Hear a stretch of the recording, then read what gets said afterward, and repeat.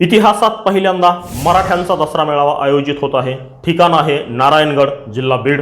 त्याचे प्रमुख अतिथी असणार आहेत संघर्ष योद्धा मनोज जरांगे पाटील। या ठिकाणी अजून एक उपस्थिती असणार आहे हबप शिवाजी महाराज, जे की याच गडाचे महंत आहेत। आणि हाच दसरा मेळावा किती अफाट असणार आहे, किती विशाल असणार आहे, याचाच आढावा आणि विश्लेषण या व्हिडिओच्या माध्यमातून मी करण्याचा प्रयत्न करणार आहे। तेव्हा विनंती आहे की कृपया आपण सर्वांनी हा व्हिडिओ शेवटपर्यंत पहा। नमस्कार, मी एस.आर. पवार आणि माझ्या यूट्यूब चॅनलचं नाव सुद्धा एस.आर. पवार हेच आहे। आपण अजूनही माझ्या यूट्यूब चॅनलला सबस्क्राईब केलेलं नसेल तर विनंती आहे की कृपया या चॅनलला सबस्क्राईब करा, हा व्हिडिओ जास्तीत जास्त लाईक करा, कमेंट करा, शेअर करा, अशा पद्धतीची विनंती करतो। आणि जास्तीचा वेळ न लावता थेट आजच्या विषयावरती येतो। आजचा विषय मराठ्यांचा दसरा मेळावा, ठिकाण नारायणगड आणि तो दसरा मेळावा किती अफाट असणार आहे, किती विशाल असणार आहे, याचाच आढावा मी या व्हिडिओच्या माध्यमातून घेत आहे। सगळ्यात पहिली गोष्ट म्हणजे या ठिकाणी 51 टँकर्सने पाणी पुरवठा केला जाणार आहे। ज्या ठिकाणी हा दसरा मेळावा आयोजित होत आहे त्या ठिकाणी एकूण वेगवेगळ्या दानशूरांच्या माध्यमातून एकूण 51 टँकर्स त्या ठिकाणी उपलब्ध असणार आहेत आणि ते 51 टँकर्सच्या माध्यमातून त्या ठिकाणी पाणी पुरवठा केला जाणार आहे। त्यानंतर 10 लाख पाणी बॉटल्स त्या ठिकाणी उपलब्ध असणार आहेत।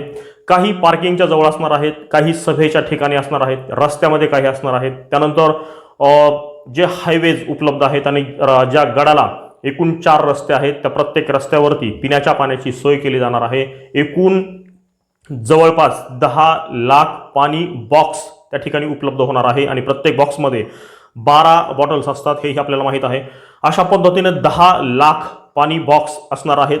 एकूण जी लोकसंख्या त्या ठिकाणी येणार आहे, कोट्यवधी लोक येणार आहेत आणि त्या कोट्यवधी लोकांना पिण्याच्या पाण्याची व्यवस्थित सोय व्हावी म्हणून एवढ्या मोठ्या पाण्याची सोय त्या ठिकाणी केलेली आहे। त्याचबरोबर गडाच्या वरती आणि पायथ्याशी पार्किंगच्या आसपास एकूण 51 ॲम्ब्युलन्स उपलब्ध असणार आहेत।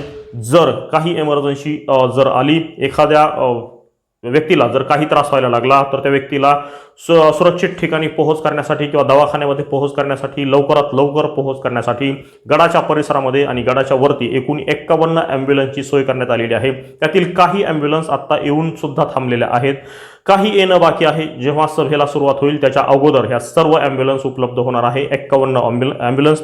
त्यानंतर एकूण 450 डॉक्टर्स त्या ठिकाणी उपलब्ध असणार आहेत। काही ॲम्ब्युलन्समध्ये असतील, काही पेंडॉल्समध्ये असतील, काही इतर ठिकाणी काही स्टाफ घेऊन थांबलेले असतील। अशा पद्धतीने एकूण 450 डॉक्टर्सची टीम या संपूर्ण परिसरामध्ये असणार आहे, जे की सभेच्या ठिकाणी काही असणार आहेत, काही मंदिराच्या परिसरामध्ये असणार आहेत आणि काही पार्किंगच्या परिसरामध्ये असणार आहेत। ठिकठिकाणी अशा पद्धतीने काही डॉक्टरची टीम उपलब्ध असणार आहे। काही वयोवृद्ध लोक येण्याची शक्यता आहे, येणार आहेत। त्याचबरोबर काही महिला येणार आहेत, लहान मुलं येणार आहेत। उन्हाचा तडाखा आणि ऑक्टोबर हीट सध्या जास्त प्रमाणात सुरू झालेले आहे आणि याचा विचार करून काही व्यक्तींना जर काही त्रास सुरू झाला तर त्या लोकांसाठी रुग्ण सेवा उपलब्ध व्हावी म्हणून एकूण 450 डॉक्टर्स उपलब्ध असणार आहेत। त्यानंतर माझा पुढचा मुद्दा आहे की एकूण 11 टन फुलांनी सजावट केली जाणार आहे। होय, हा आकडा फार मोठा आहे, 11 टन, जे की एका टनामध्ये 10 क्विंटल एवढं वजन असतं आणि अशा पद्धतीने 11 टन फुलं त्या ठिकाणी येऊन पोहोचलेली आहे। सजावटीचं काम सुरू आहे, संपूर्ण मंदिर फुलांनी सजवलं जाणार आहे। ज्या ठिकाणी मनोज जरांगे पाटील हे भाषण करणार आहे, त्यांचं मनोगत व्यक्त करणार आहे, त्या संपूर्ण परिसराला किंवा त्या स्टेजला सुद्धा सजवलं जाणार आहे, फुलांनी सजवलं जाणार आहे। मंदिर संपूर्ण जी मंदिरं त्या ठिकाणी उपलब्ध आहेत त्या सर्व मंदिरांना सजवलं जाणार आहे आणि त्यासाठी जवळपास 11 टन इतकी फुलं त्या ठिकाणी येऊन पोहोचलेली आहेत।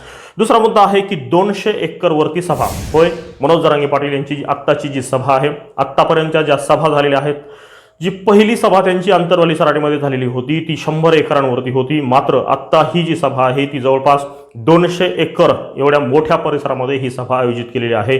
या सभेसाठी गेल्या 15 ते 20 दिवसापासून अनेक JCBs काम करत आहेत, हजारो लाखो लोक स्वयंसेवक त्या ठिकाणी काम करत आहेत, जागा साफ करत आहेत आणि जागा साफ झालेली आहे। किती आहे तर ती 200 एकर इतकी जागा उपलब्ध झालेली आहे आणि 200 एकरवरती ही सभा भव्य दिव्य सभा त्या ठिकाणी आयोजित होणार आहे, आयोजित केली जात आहे।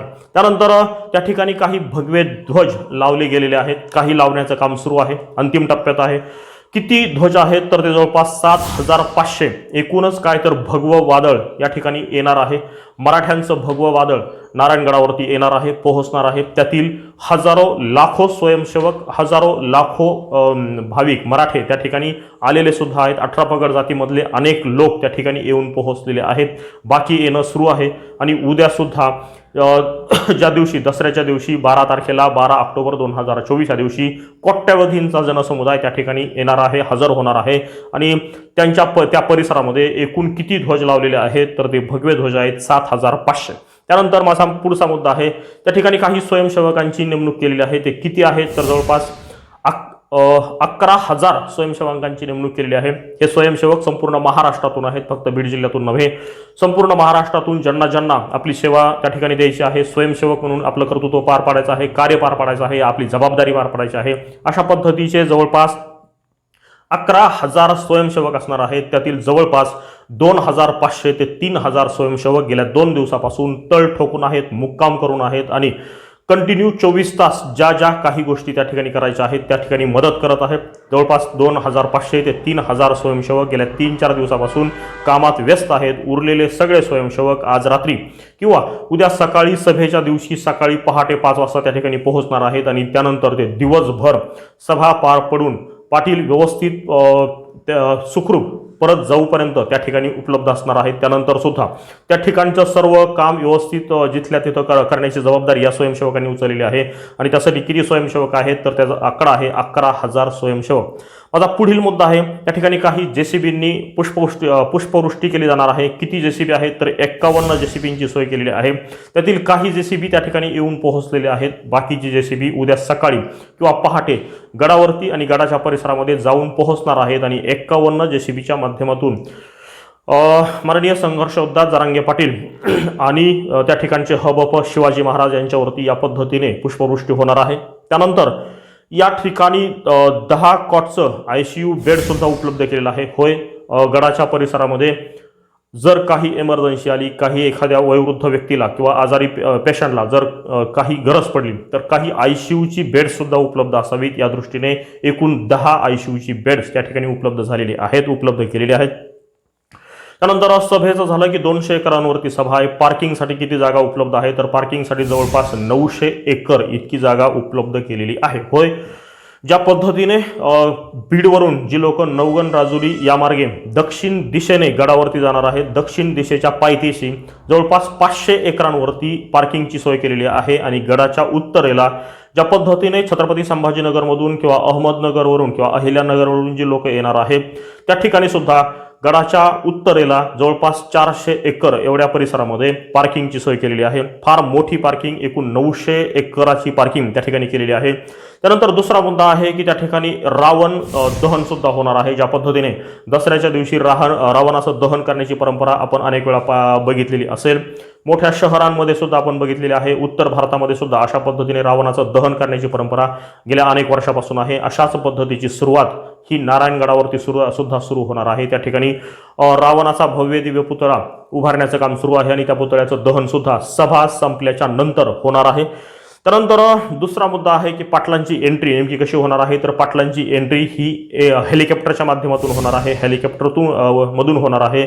पाटलांच्या सोबत हबप शिवाजी महाराज हे सुद्धा असणार आहेत आणि ह्या 2 व्यक्ती हेलिकॉप्टरमधून त्या ठिकाणी येणार आहेत. त्यांची एंट्री हेलिकॉप्टरमधून होणार आहे आणि हेलिकॉप्टरमधून एंट्री झाल्याच्या नंतर वाजत गाजत त्यांची मिरवणूक होणार आहे. त्यानंतर दर्शन होणार आहे. मंदिरामध्ये दर्शन झाल्याच्या नंतर पाटील आणि हबप शिवाजी महाराज हे स्टेजकडे येणार आहेत आणि त्याच्यानंतर मग ही 2 मनोगत त्या ठिकाणी व्यक्त होणार आहे.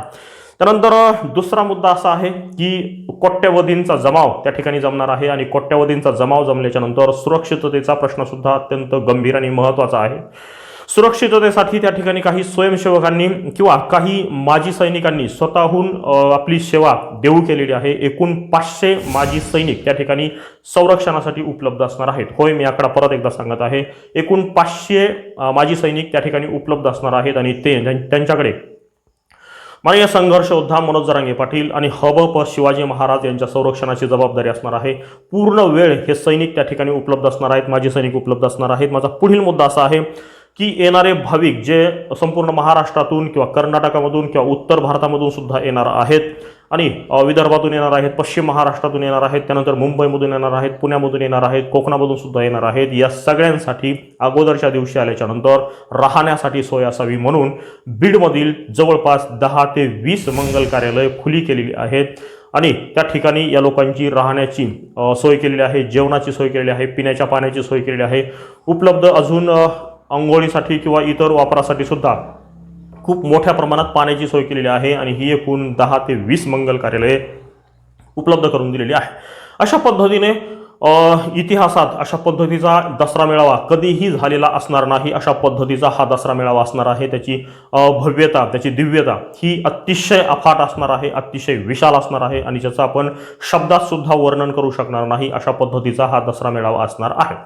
आता या दसरा मेळाव्याला येताना सगळ्यांना एक नम्र विनंती आहे, माझ्या वतीनेही आणि सर्व स्वयंसेवकांच्या वतीनेही, स्वतः मनोज जरांगे पाटील यांच्या वतीने सुद्धा एक विनंती आहे की कृपया आपण सर्वजण शांततेत या, शिस्तीत या, सावकाश या आणि स्वतःची काळजी सुद्धा घ्या, कारण जमाव हा फार मोठ्या प्रमाणात जमणार आहे.